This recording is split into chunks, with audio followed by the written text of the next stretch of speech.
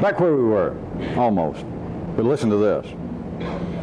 As far as man measuring, you should remember this, even the difficulty of always remembering and trying to see for yourself how the measurements are in fact not nouns, but they can be seen as being simultaneous with a man's own primary functions. But do remember that then what seems to be in the singular domain of man, which I would suggest to you the one in the city that they call important is not his opposable thumb, not being able to use a hatchet or a Stanley power lock tape. No, it's having human emotions. But do remember this. You can remember this even if you can't see how to use it right now. If it doesn't strike you, you can remember this. That life needs these measurements. And it needs these measurements of a particular kind that seem to be just measurements, slice reports of routine grief, joy, anger, guilt, surprise, fear, love. It needs these. But now, here's the part that 3D wise can make everybody, when you go, everybody go, yeah, I see that. Yeah. Weird, yeah, I see that. Are you ready? Life needs these reports. At least any of you think that I personally, for some reason, laugh at human emotions.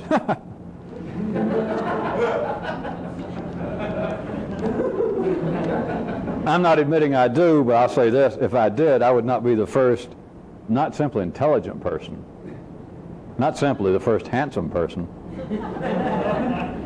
I would not be the first person who knew something extraordinary, so extraordinary that he or she didn't tell people, or you don't have any history of it. But if that were true, I would not be the first. I'm not saying it's true, but if it were true, I would not be the first.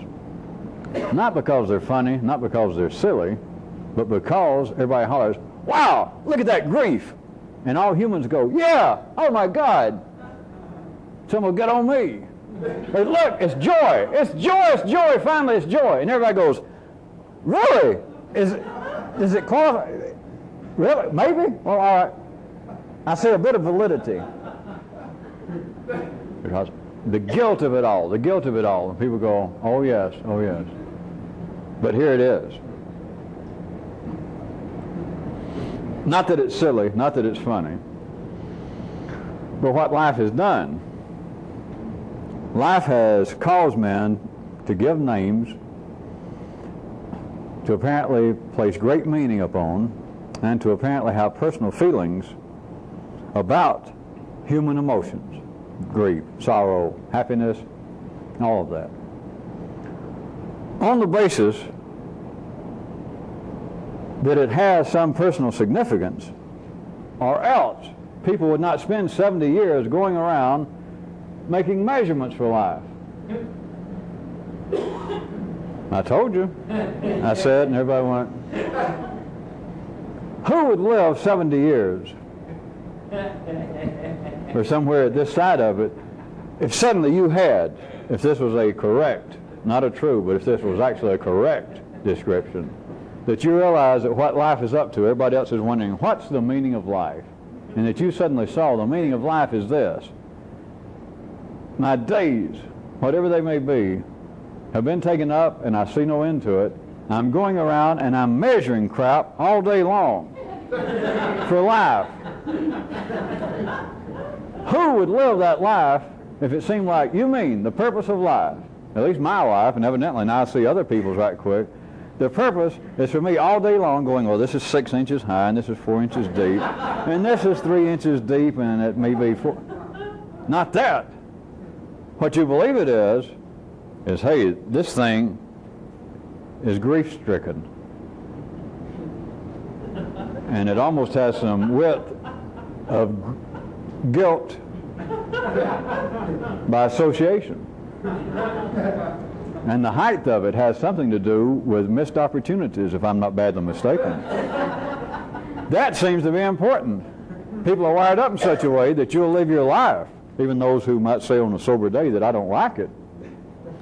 An ordinary city person will live their life measuring sorrow, their own, depression. They'll do that. They forget from day to day that they keep doing the same thing, but it seems to change enough through a 24-hour period that an ordinary person living out an ordinary life for an ordinary length of time, that they apparently can get by every 24 hours of measuring this kind of grief, this kind of depression. You know, life is terrible. Life is terrible to me. It's always been terrible to me. I guess I'll take a nap. And then they get up. Things are even worse than when I went to sleep. I bet the day's going to get worse. This is the worst day I've ever had. I guess I'll make myself some coffee. 30 minutes later, God, the coffee made me sick. Coffee's getting worse. They used to have good coffee. I don't know what's happened. I think it's our grocery stores are being owned by foreigners now. Maybe I'll take another nap. The day seems to get by that they seem to be measuring. They can even turn on TV now, read the papers, and measure. In their case, I was sticking with the general area. Most people only have one little bit. They don't have a full act. They just have one little stick. You know, like Dangerfield, I don't give respect. People have, most people, just one little thing. Life sucks. I'm depressed. And that'll be one person's act. Or it's their bit. They think it's their act. And so they believe that their life, even though they may complain about it. But they do believe, all right, my life has meant something. How could they stand it if my life had only been this? It was a non-stop, in fact, repetitious.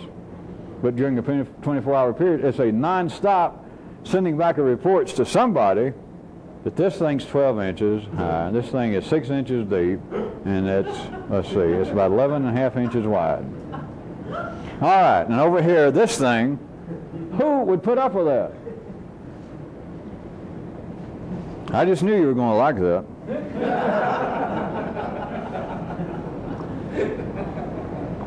You know why some of these, that as far as my little preface and what I just did just then of sort of making a joke like, well, this is real important and you people are not getting it for this reason or that. Whenever I preface it with that or do it later, then it's not surprising, but you already get something from that. Not that I'm smarter than you are, that you're too dumb to catch on. It's that life makes things. That was simple enough, verbally. Now, all of you heard that. For me to say that life has taken these little arrangements, these measurements, which is not literally the case, but in 3D-wise, all of this is correct. The relative position of what I'm describing, the measurements, and then what seems to be human emotions, that is correct, the connection, the comparison. But instead of people living their life under an apparent almost insane, if not, shall we say, at least very dull, fanatical, uncreative dictatorship that says, all right, you people are going to spend 70 years, if you're so lucky to live that long, making measurements and sending them in. You don't know whether you don't know what good it does. You don't know whether people are making the same measurements. You don't get any real feedback from it. But you got no choice. When you're alive, you're out of grammar school at least. Wipe that silly smile off your face and take that beanie off, Buster. It's over now. Get to measuring. And that's it. They didn't even have the decency, say, to grab a 10-foot cotton sack and start picking. It's not even that interesting. At least you get some sun doing that. And you could chew on some boll weevils. But if it just says, go measure. Go figure. Go measure. So instead of that, it says, go have human emotions. And send me back reports of all the things you like, all the things you dislike. I'm concerned about you. I'm your little life. Or your forefathers would think, well, I'm your little God. Or maybe some of your forefathers that hung around the woods would say, I'm your little nature. I'm Mother Nature, and how do you like things thus far? Tell me how you're doing. Well, I've been depressed for the last decade. Oh, tell me about it. Well, my children don't call me. 2 husbands left me. People will stand for that. But what if you said, how's life treating you? How's things going? You say, well, I have sent in at last count somewhere over 1 trillion measurements. And all I see to do today is send in more measurements. But instead of that, people believe that they're having human experience of an emotional kind. Not simply tumbling, not simply running, eating, having sex, having a good nap.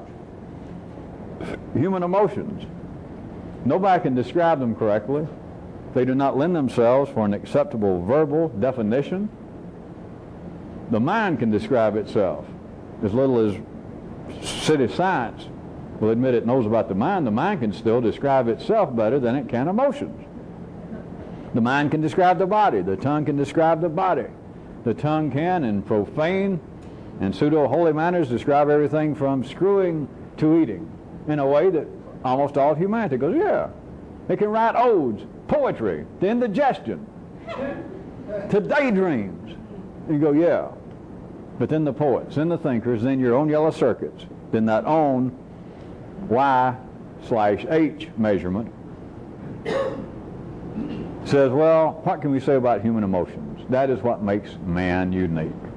That is the center of our creative urges. That is what brings us close to the angels, being able to love. And of course, they're off the track. It's not being able to love, it's to be able to talk about love. Since they have admitted, and if you look at it the right way, right quick, you would have to admit that human emotions, as far as some intellectual understanding, would be as far removed from you, or further removed from other parts of your ordinary existence. You and everybody else. Shakespeare, the Old Testament, Joshua, everybody. They say it's kind of a spooky, inspecific, volatile area, and it doesn't lend itself, blah, blah, blah. What if I have just told you why it does not lend itself?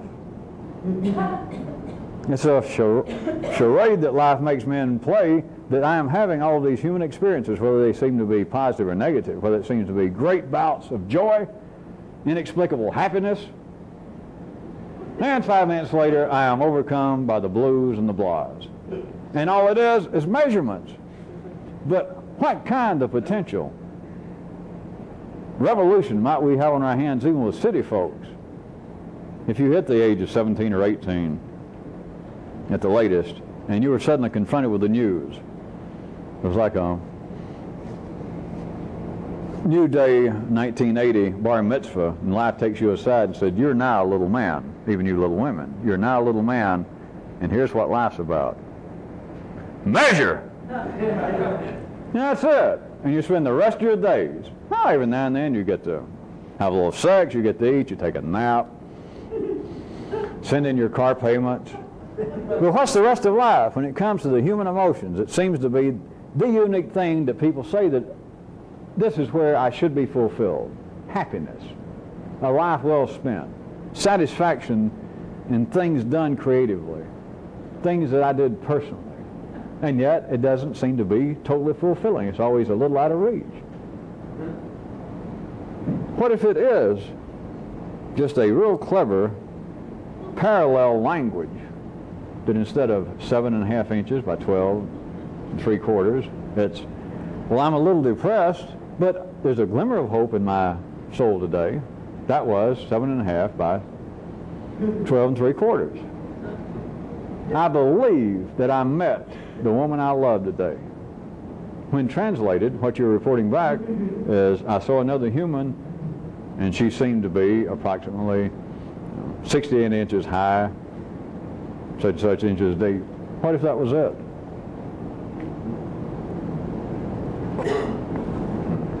You want me to take away the what if? So that's why I opened up. I put it another way, I reminded you. I said, remember, life is using these reports of human emotion. They are reports. And it's not that I or someone else is in some way profitably poking fun at human grief or the silly notion of love. That is, the silly execution of the notion they have of love.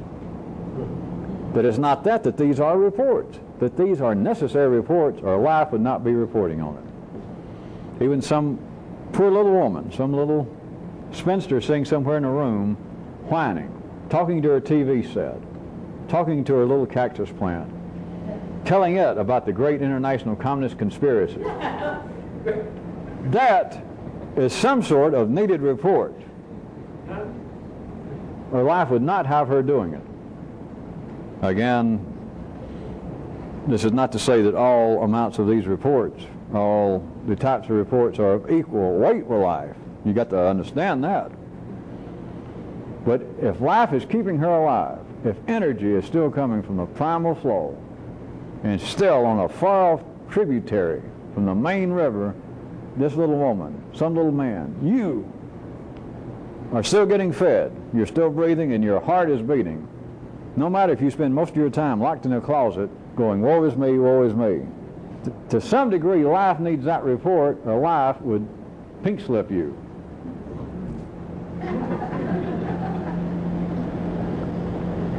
The reports are needed.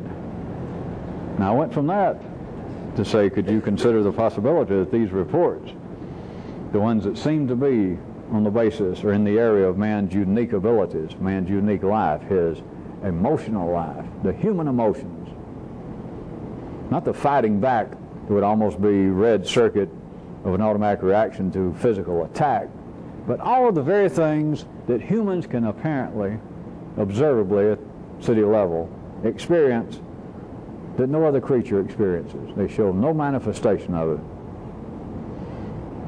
What if these are super important reports? Super important. Not that you feel grief-stricken, not that you feel guilty, but the actual measurements behind them.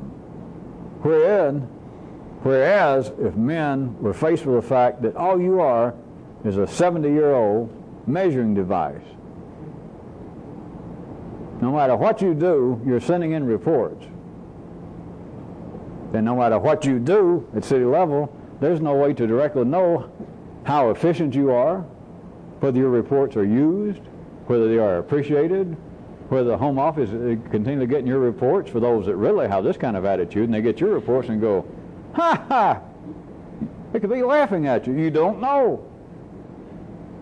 But at least it seems to have some personal significance. Whereas what would mere numbers, what would cold, inhuman measurements do to most people's already shaky grasp and acceptance on, you mean I got to live another 30 years?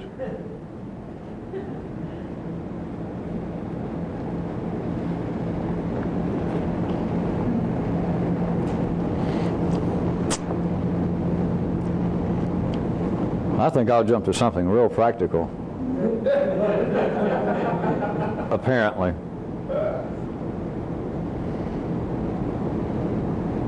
A little something I mentioned off tape a week or so ago. I should go ahead and get it on tape and I can say a little more about it. There was more to it than I threw in. It's like a willful method, again, of doing something. And this something is that you're apparently tied up in a less than absolutely self-conclusive question as to, should I do this or should I do that? Now in the city this takes place, as always. Anything I can point out to you, it takes place in the city in some guise or the other. That people apparently are faced with an ambiguous situation. Should I do this or should I not do that? And they, at times, if they have the horizontal time, they will apparently investigate it. They'll think about it, they may ask questions, they may try to read up on it, they may make a phone call to someone. There is a way in which, far outside the city, and a controlled and a willful way to use that, and it's sort of like, for me to put a name on it, that things become more trouble than they're worth. Now in the city, this happens. Probably all of you have done this. At some time you were trying to decide what to do, and maybe especially if other people seem to be involved. And somebody says, well, you shouldn't do that. And somebody here says, yeah, you should. And you think, and first what somebody said, and this could be, of course, you, but apparently what somebody said, you're going, well, there's some validity to that. I guess you talked me into it. And suddenly another voice says, no, wait a minute. And they say something else, and you go, well, geez, you're right. And then the first voice says, yeah, but, and it seems to react to that one. A revolutionist, I suggest you under many, many, many, many circumstances, could willfully use an ad hoc method of, this is more trouble than it's worth. Right then. In a sense, it is to take what people will do in the city. It is to change what would appear to be, to shift what would appear to be an end game conclusion. That there's apparently a conclusion. There's apparently a payoff. There's apparently a destination to everything. And what you do is you willfully shift it in such a way that, in essence, you have abandoned the game. Now, it doesn't count. We've already been through this, me reacting to a question or so that pops up periodically. People have done this. All of you have probably done this. And people in the city, in fact, can be subject to feel guilty about it. That is, to decide, well, geez, I'm just overcome with input. You people are overloading me. I don't know what to do. I'm not going to fool with it. And then a third voice, somebody pop up and go, that's not being a real little trooper. You should not be that way in life. And so then you can go away having made no decision apparently on a game that apparently needed an outcome, go away without doing it, and feel guilty. That is not this. It is being able to willfully abandon it, and I'm not going much deeper into it verbally. It would have to be, you would have to be capable of something approaching willful effort. That is, the situation, the question involved apparently struck you personally enough in the beginning to be of enough consequence for you to consider, well, I believe I'll do so-and-so, and then a voice, information, additional data pops up on the basis of, maybe it's not all that good. And you go, all right, maybe that's true. And then apparently some redemptive new data says, yeah, but we can overcome that. And it has new information, and you go, all right, what do you say to that? It's not abandoning yourself to the regular flow of the city. It's not saying, well, listen, I am completely overwhelmed. I just can't stand this. I don't know what to do. Hell, everybody does that. That's not it. It's to willfully.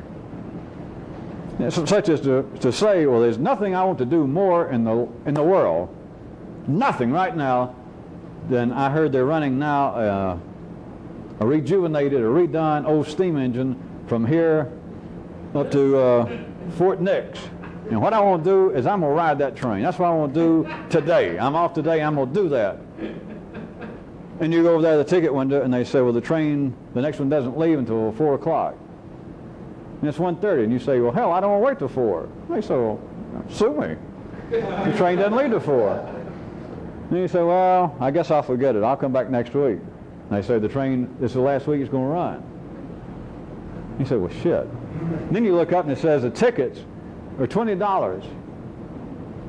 And you say, that is a misprint. It's $2, right? And they say, no, it's $20. See, now you start out, I'm just making this up as always, but I want you to understand that in the beginning you had some decision more than anything in the world right now. I got nothing else to do today. You know, I'm off. I've been thinking about it. I've been hearing about it. I want to take that little trip. And now you stand and they say, no, it is $20. And you say, all right, it's $20.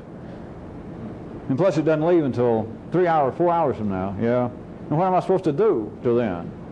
The guy says, you know what, I look like a camp counselor. I don't care what you do. I sell tickets. Then it can get to a point that something, just a moment, 60 seconds, a minute before, that you and all your city guys and your little city ways could say, there's nothing I will do more than so-and-so. And within 30 or 40, 60 seconds, it could be the point that you go, literally, that's more trouble than it's worth. I don't even want to hear one more piece of information. Nothing. I don't need any more input right now, ad hoc as everything is. Right now, that subject's closed. You try and walk off and the guy hollered, wait a minute, we just found the train's going to be coming in early. It's too late. It is willful ad hoc abandonment. That becomes your end game. That you have willfully abandoned that little game. Not out of some weakness, not out of mechanical frustration. Now I repeat one more time, if you're try and get the comparison I'm trying to make is in your own little way, whether it seems to be of no consequence, like this little train trip, or apparently of some real consequence. Did you see a sign? Sale! Refried European speakers for your stereo. And just strikes you for some reason. I gotta have them. I gotta have them. And you go right in ready to have them. You push children, people out of the way. Crippled. I gotta have them. And you get there and you say, I love music. It's a miracle I'm here. It's just an accident. I'm in this part of town. Oh, by the way, what are refried European speakers? And so they say, well, first off, do you have a floating ground on your amp at home? You go, I don't know. I don't know what a floating ground is. Do you know whether you have a dual speaker switch, don't you? Look, I want these speakers real bad. I saw that sign, refried. And they said, wait, it'll carry more than one set of speakers, will it not? Like it says A and B, and you go, yeah, I remember that switch. All right. Before we got the speakers here, just a second. Do you know whether the multiple speaker system is set up in series or parallel? You can just, that's it.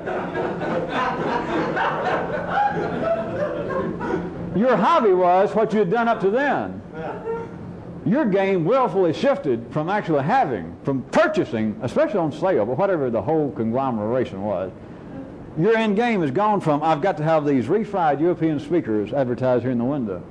Just within a minute or so, your end game has been up to that point. That is the end game. And he finally says, we got to know, does your multiple speaker switch, is it wired up in parallel or in sequence? The game was played off. That was your hobby. And you leave. Not out of frustration, not out of weakness, not out of you've been overcome. Since I use floating ground, in many cases you'll find out it's like you have floating aims going on. I keep saying ad hoc, I was trying to give a new way. You never heard of refried European speakers, you never heard of refried speakers. You've got more speakers in your house than you know what to do with. You got speakers that you try to send out to get part-time jobs. But it struck you.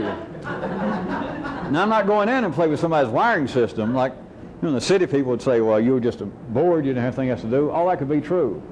But the correct thing is, right then, for reasons that are not even of any importance, right then you decide the game, my hobby right now, is I want those speakers. That is more or less, I'm going in, and as far as I can tell right now, I want them. I just want them. Especially on sale, I get the price on it, but I want them. But very shortly it can end up that the game, the hobby, is not the speakers, it was the talking. Which of course is just a synonym for something else going on. But apparently it is the energy exchange of you saying, where are those refried European speakers on sale? And the guy says, got them right here, but first I got to ask you. What kind of amp you got? I got a Techniques. I got a Sony at home. All right. Has it got a floating ground? The game's already shifting, perhaps, in your case. Like, I came in here for speakers, not to play 20 questions. The game can shift. You can decide. When you decide, the game has come to an end, and you can walk away. But apparently, what I was getting at is, I know it strikes many people that way, that you can be in a situation that just seems to get too complex. It seems to get to be more trouble than you bargained for. And you do know that I'm not speaking of speakers. That'd be minor. How about seeing somebody? Continuing a relationship? Agreeing to meet somebody? Then what if you get good and inside some of the voices say, we should have a new philosophy of life. We should do so-and-so. And you think, all right. And then it says, well, what do you think? Well, I said, all right. Well, when should we start it?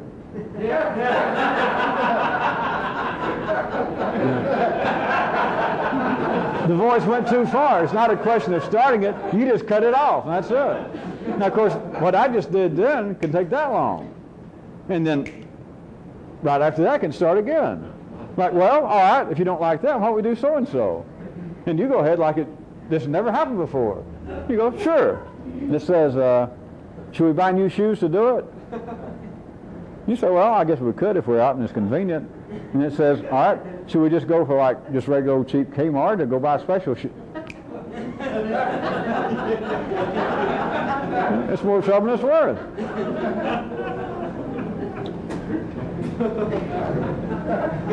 You suddenly see a street sign, Joe Bet Drive, and you suddenly remember a guy named Joe Blatter, spelled with a T, not a T-T-E-R, that cheated you once. You think, I wonder if I could find him. I bet our ages now, I bet he's fat and out of shape, and now, since he was bigger than me in high school, I bet I could whip his ass now. I should. I mean, it's no more than going in to check on a sale on refried European speakers. He used to live in this neighborhood, as a matter of fact. Where's the phone booth? And there it is across the street. I'll go look in the phone book. If he's around here, I don't know whether I'll whip his ass, but at least I think I'll go over and kind of push him around verbally. Maybe you go to the phone booth. I was going to stop it there. The traffic's too heavy. Maybe you get over there and you open up the phone book and you just got 2 or 3 there and you pick it up and you get the yellow pages. And that's the end of it.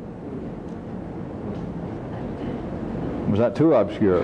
That apparently it is something that has some emotional significance, some report, some measurements going on in you. That I'm going to move, I'm going to measure and make some kind of move to get revenge, to get love, to get acceptance. There could be 2 or 3 questions coming from somewhere, can be coming from you. Just one too many ambiguities come up, one too many of binary possibilities of, well, what if so-and-so happens? All right, well, then I'll do so-and-so. Yeah, but then what if so? You tell the salesman through word or deed, you know, with the speakers and all the questions about floating grounds and all that shit, as you. But if you know how to do it, you mean it. And they don't really chase you out of the store. They just figure you're crazy. You can just suddenly give them, and you, that is, a look like, hey, you went too far. What it is what appeared to be the interest you had in this hobby. Plus, as an aside, you can fake this, and it is lots of fun.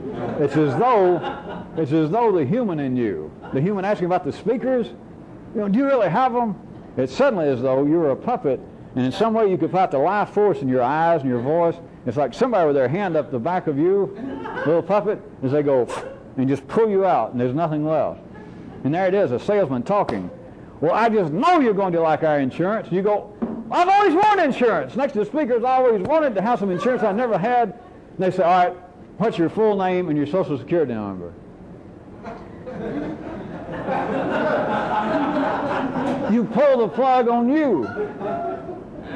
The whole thing is literally, of course this is into beyond 2 and even 3 dimensions, it has literally become to you right then more trouble than it's worth. You have willfully stopped the game. You withdraw from the playing field, not with your tail between your legs, but you literally, you pull it out and people know it. That's not the point. I just threw that in it. Some of you can use that sometime. You can stop conversations of all kinds. And it can even, really, if you know how to do it, it's almost as though you died. It's as though somebody stuck their hand up in you and they just went, whoa, and what you're doing is you're withdrawing your measurements of this other person. You're withdrawing your reports on you and them. The game going on, the energy transfer between you and them, you stop just like that. You can do it to you. The point of the game right then is a shifting from what apparently was an ordinary outcome of either I'm going to do this or not, or I'm either going to buy the speakers or not, or I'm either going to call up old Joe Blatter and say something nasty to him, or I'm just going to forget it. Those are not good enough.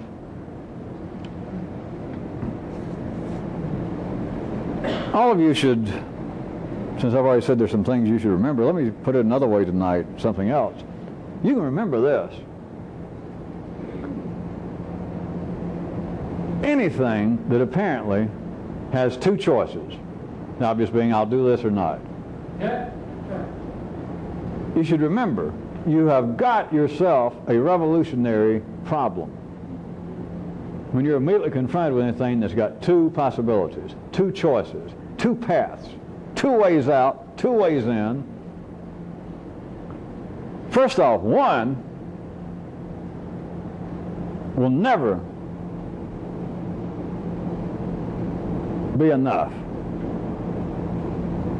If it was possible that one of any two choices was enough, the whole world would be swine and we would all be rolling in the world's richest, most salubrious, swill, mud, slop. In other words, we'd all be real happy. We wouldn't be here. Everybody, we're talking about happy, that 3D words don't even. Everybody'd be so happy you wouldn't be here. We wouldn't have TV. The whole world would be falling apart. We'd all be back living in trees or wherever we used to live, living in the waters and the oceans, or maybe even some of us would be in Coconut Grove, for all I know. But one is never enough. You should understand that. Do I love this person or not? All right, if you got two choices, then either one of them is never enough. Now, you should see that. Should I go back to school or not? All right, you got two choices. You feel like that just suddenly strikes you, for whatever reason, I can't go back and keep pulling in all of 4D reality all the time. This is an isolated, artificial example that suddenly there you are, like in a book, like in a movie, that suddenly, the opening scene, there you are, thinking, my life is not good, I should do more, I don't have enough money, I don't have the right kind of prestige, I don't hang out with the right people, I'm in the wrong social strata. What can I do? My background is not all that great, I don't have any ready money, I'm not going to inherit any. What I need is more education. So we got that established. All right, I got to keep my job. So what I'm faced with, I'm going to have to go back to school part-time at night, and it's going to be harder and take me longer, and I'll be tired. So I can either do it or not do it. All right, when you got anything with two choices, it doesn't matter which one, either one of them. One choice out of two is never enough. Now everybody should know that. You know it every time I say it, some of you. You should remember that. It doesn't matter which one you do. All right, I will go to school. I'll do that one. That would sound like, well, I'll be the best one. But you do, and then what? You bitch, you complain, you get headaches, you can't sleep good. Your job begins to suffer. They say, whatever you're doing at night, stop it, we're going to have to fire you. And then if they fire you, you certainly can't continue in school because you couldn't even pay your tuition. So you're never happy. In other words, that one possibility was not satisfying. And of course, in the situations I made it up, if you don't go, then for the rest of your life, you suffer over that. God, I should have done that. It's too late now. Now I'm married and I got 7 kids. I'm just too old. I really can't afford it now. I should have done it. I should have done it then. In a choice of two possibilities, one, and it doesn't matter which one, it just seems to matter in the city. But any one of the two is never enough. Any two of the two will just barely get somebody moving. Just barely. In the city, they don't know why. It can't be analyzed. But one is never enough, and it doesn't matter what the choice is. If you only see two choices, whichever one you choose is insufficient. That's just a rule. It's a mathematical rule. If you try and pursue both of them, which ordinary people can't even do, but if you try and pursue them both, it will just barely produce enough energy that could get a person moving. But in the city, under ordinary conditions, people cannot do that. They can't even hear it. To begin with, it's on the surface. It's de facto insane to say, all right, you got to go to school, not go to school. You know, it's idiocy. So it's not a matter that they just can't do it. They can't even hear about it. But I'm telling you, if you apparently got two choices, one is never enough. You can just forget it. You've had all your life to investigate that. Well, if you had any sense, of course, in the revolutionary manner, it'd take you all of 30 seconds. You could try a couple of things right quick. When you got two choices, maybe 30 seconds, you can try 3 or 4 even. And realize, Jesus, this ain't working. No matter which one I choose, when I got two, it's like, which do you want this time? Do you want, we got peach and we got blueberry. No matter which one you choose, it's not right. Then you turn around and they say, over here, yeah, but over here we got chocolate or vanilla. Ah, now we're getting somewhere. And you try chocolate and it's no good. Then you try vanilla and it's no good. If you could pursue both of them, if you could eat them both, if you could take of both possibilities, that would just barely give you enough energy that we might could talk about some kind of serious change. You could talk about the nervous system beginning to undergo living. Vetus, contemporary living, genetic shock. If you could do them both, and you can, I'm not going into that tonight, based upon my overwhelming success with you thus far tonight. You could do both. You could go to school and not go to school. You can do that. But it's like, do you like so-and-so? Do you dislike so-and-so? Are you going to call Joel Blatter, spelled with 2 T's, and say something to him, either nice or, we'll have to get to that question in a minute. Well, are you going to call him or not call him? Now that you're here in his hometown and the phone booth's over there. You can call him and you can not call him. You can do both. Of course, there's a third one. It's always there. It's not taken into account, but it's the third one. But if you could remember, just based on your own experience, I've now put it into words and taking this as an absolute, literal, scientific, mathematical fact that out of 2 choices of anything, neither ever neither choice is enough. Never. To anybody. It's not enough. If it was, everybody would make a choice, and even if they were dumb enough, unlucky enough that they picked the wrong choice to begin with, then a few seconds later they go, well, I only got one more choice, and they'd try it, and it'd be jackpot. I broke the bank. That's it. End of life. I'll lay down. I'll just lay down and mellow to death. I don't know how long it'll take, but that's it. Nothing else to do. Nowhere to go. No nothing. And that's not the way it works. Because one out of 2 choices, no matter what they are, no matter the circumstance, no matter who you are, one choice, any one choice out of 2 apparent choices, that's the limit, is never enough. Never, never. It's not sufficient in any manner. You're taking one measurement of something, and it does not measure up. The 2 obvious, one way to get going, if you can do them both, it can almost produce enough energy to make you move.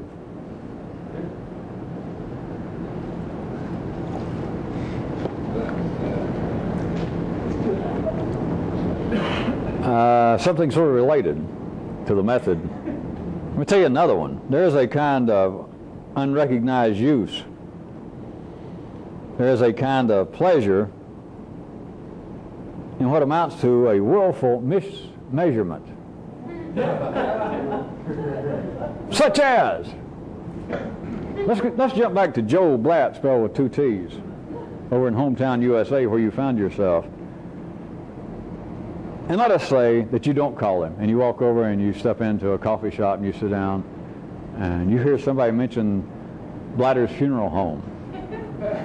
And you say, is that by any chance, is that the family of old Joe Blatter that was, he'd be about 50 by now? And they go, yeah, that's him. And somebody says, you know him? In fact, he's my cousin. And you, before you realize it, let's say, being under the influence of caffeine and white sugar, you go, yeah, I went to school with him. They go, really? What? Well, were you a close friend? You only go call him or something? And you'd already decided to both call him and not call him. Or else you decide to go have some coffee and decide whether you could whip yourself up into a frenzy enough to call him, and at least on the phone say, Joe, this is so-and-so, get stuffed, you fucker. You know, something like that. Real brave. So there you sit, and the person says, well, tell me how close you were to Joe. I love to meet his old friends. They very seldom come around. I don't know what happened.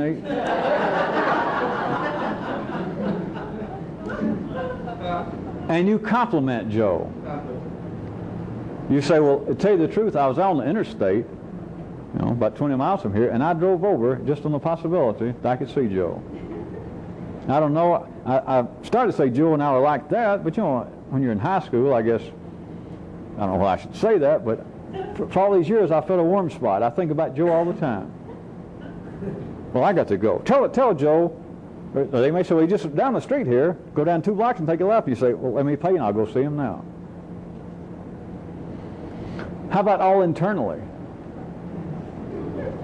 Then nobody does that, and you go in and have a cup of coffee, and you still can't decide whether to go see Joe, to call him up, or not. And you mismeasure it to yourself in the privacy of your own inner nervous system. You think, well, in a sense, a guy of the level of Joe doesn't need me, because as highly as I think of him, as close as we were, plus how sharp the man was to borrow that money from me 22 years ago, and then to move from there to this city. Not sarcastic, you say to yourself. Well, not so much that yourself knows it. You got to know how to do that. But you compliment of how sharp. Man borrowed $20 from me, told me he'd pay me back within 2 weeks, and within 2 weeks moved to another state. That Joe knew what he was doing. It's a willful mismeasurement, and you think, God, what a guy. We could all learn from somebody that sharp. How much was that coffee? And get in your car and leave.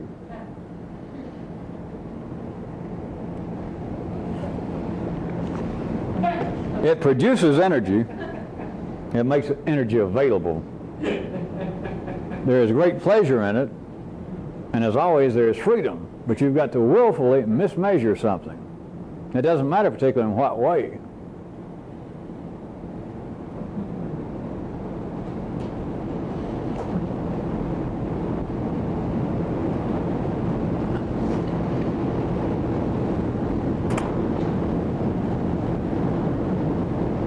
See if there are any more good methods I could bring up tonight. There's something else that I've never put into words I should, even though I continually point out about how you've got to be, in a very real sense, strong, impervious to everything but real hot food on your tongue and death, I guess. That there's a certain kind of strength, a certain kind of ability to override ordinary, unprofitable, binary emotions and all that. And I believe that I have even said something like a real revolutionist is not produced by Tiffany or Fabergé. You're not a piece of Wedgwood if you are a revolutionist. Now I say that. I have said that. But there are people here. There are some people here and in other cities, and there will be at other times if these tapes are ever seen again, people that get involved with this that simply, quite simply and directly have genetic weaknesses of some kind. Now, I have not laid or periodically pulled out and point out that you can't be weak. You can't be involved. The love's a hurting thing. You cannot go the rest of your life carrying your dead mother on your back, wishing that she was alive again so that you could apologize one more time. That all that is a form, and I have referred to it as weakness. It's worse than that. Remember, weakness is just a measurement. You think it's something. It's a damn measurement. But you think it's something. And I insinuate, if not state outright, and I'll hurl out curse words and pull out some example, that in a sense a revolutionist is beyond the grip of binary feeling, which is no feeling at all, which is why you can insult your mother. It's why you can do something so bad, even verbal, to your mother or father, that for 40 years after they die and you live, you regret it. Tell me about your ability to handle human emotion. Tell me about the greatness of human emotion. That's just the way it is in the city. But me talking about this kind of strength is not an attack, and you should not have another level of guilt and suffering, any of you who have real genetic weaknesses of some kind. If you're crippled, if you've got one eye, if you got a bad back, just because I say that you're not made out of Steubens and that you're not a piece of fragile glass, some of you have parts of you that are almost made out of Wedgwood. And so don't suffer over it. It is not an attack, and unless I ever get around to telling you in some way that I was going to try and do something specifically for you physically, don't worry about it. Everybody's got something. But there is a difference between hurting and suffering, remember. There's a difference over having a bad back and suffering over it, of talking about it to yourself even, of measuring it continually. How bad do I hurt? If you hurt, goddammit, you know you hurt. You don't have to measure it all the time. Not unless that's your hobby. You got nothing better to do than that. Does it still hurt? Now, yes, it does. Is there anyone here I could mention? I'll call my mother and tell her it still hurts. Well, I'll call her and tell her it doesn't hurt quite as bad as it did just before lunch. Then we'll chat a while and she can tell me about her bad ankle.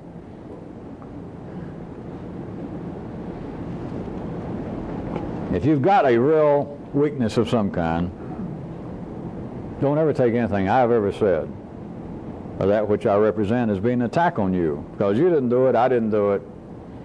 Life did it. It shows that life's not perfect. Life limps somewhere, or it wouldn't have limping people. Life's got a bad back somewhere in its system, or you. Some of you wouldn't have a bad back. That's it.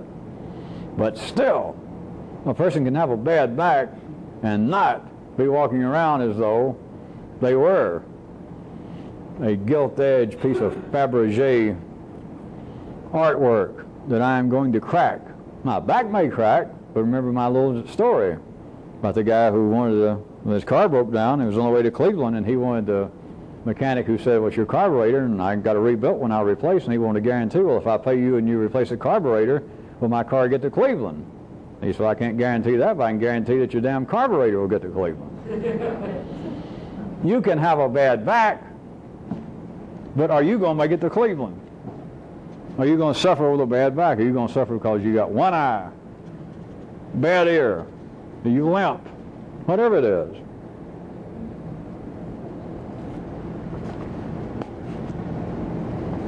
You can have a weakness without being weak.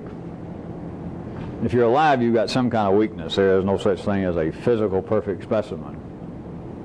There is no thing, hardly, as a perfect intellectual specimen, hardly. A meaningless joke. Or was that an understatement?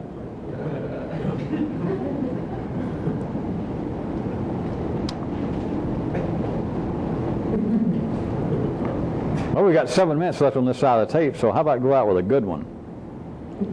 You should never pet the king.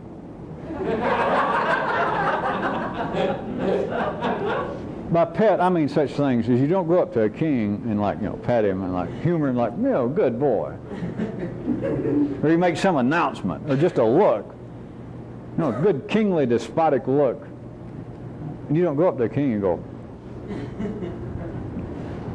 you don't do that. Would anybody believe that has direct significance and bearing on everything I've been talking about tonight? Would anybody believe anything I've been talking about tonight? Would anybody believe that any of you have any bearings?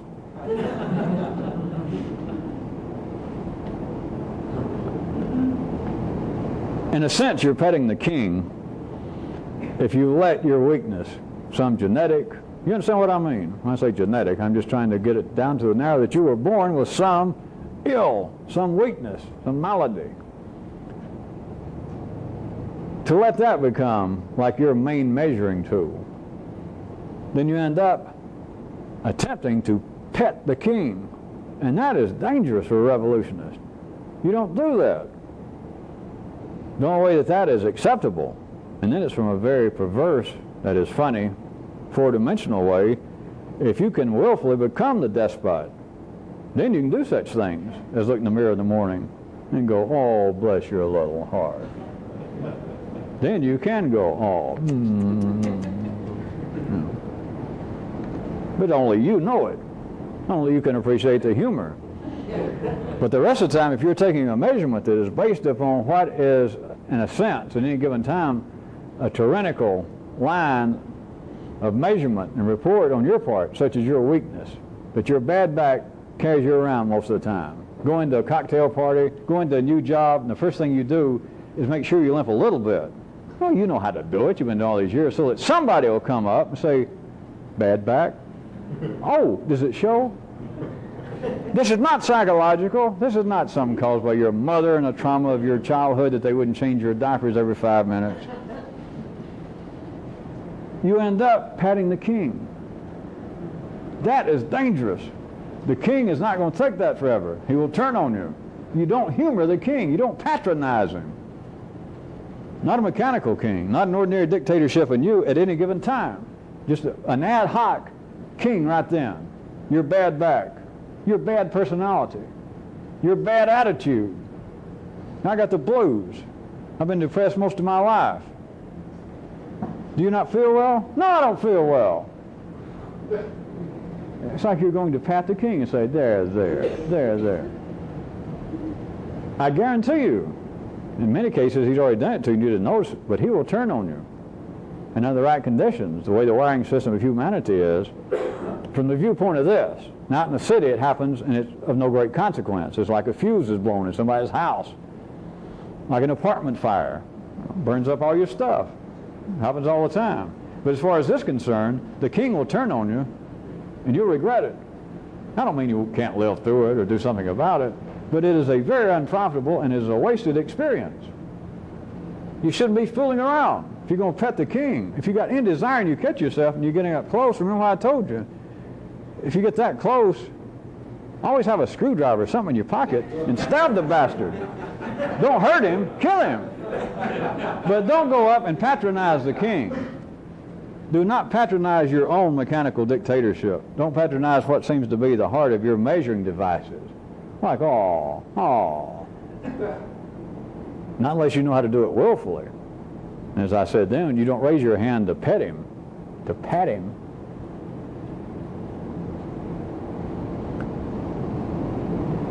Now how many minutes? 3 minutes.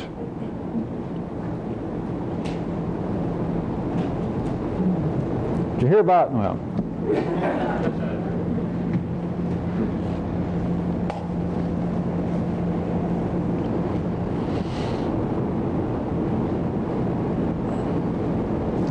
See if you can put all this together. I'll end with this. That you shouldn't get so carried away with life, as life has it arranged for you to do continually. You should never get so carried away that you forget that to be a revolutionist, you got to be a marksman.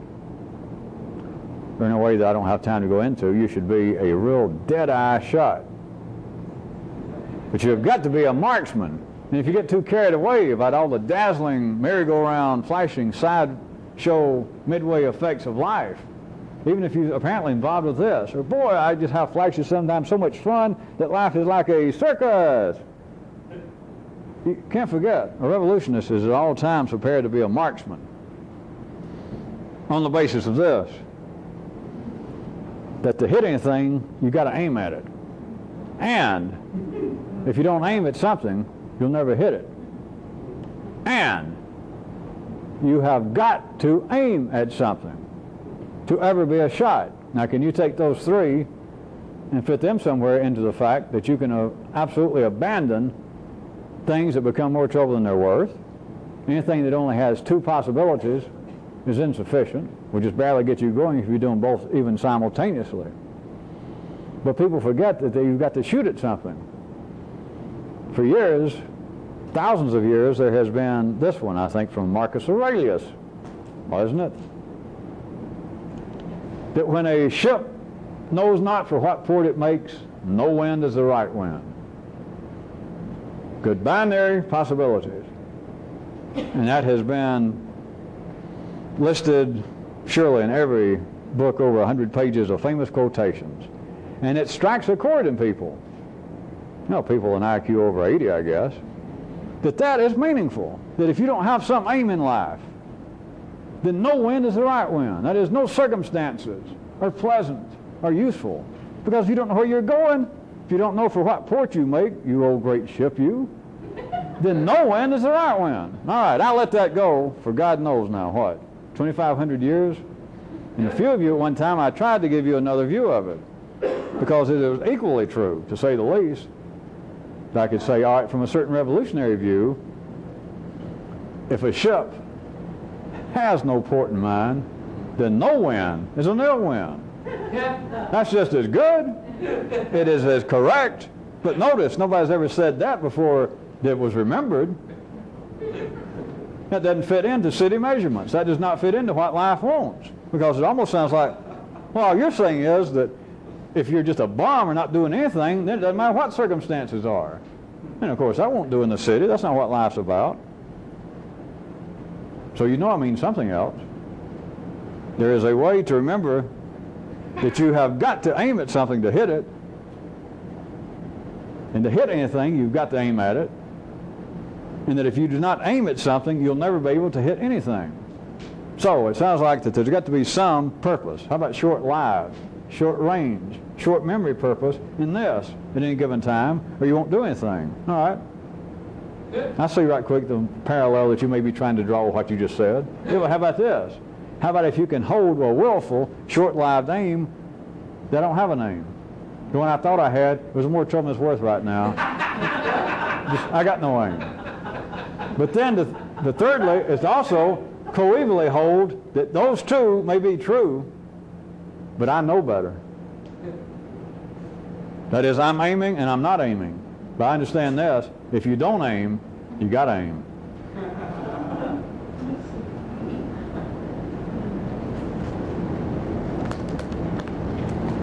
Think how easy it is in all these other ordinary pursuits that life is already arranged, like being of certain religious persuasions. Sometimes you got your head shaved and a little dot drawn, or you got a little funny cap on. You wear a little cross. And you can look down, show other people, and you can show yourself, hey, I'm a so-and-so. I can tell. I got a little hat. I got a little symbol here. I got marks on me. I got certain shaved, my head shaved a certain way. How do you know that you're one of these?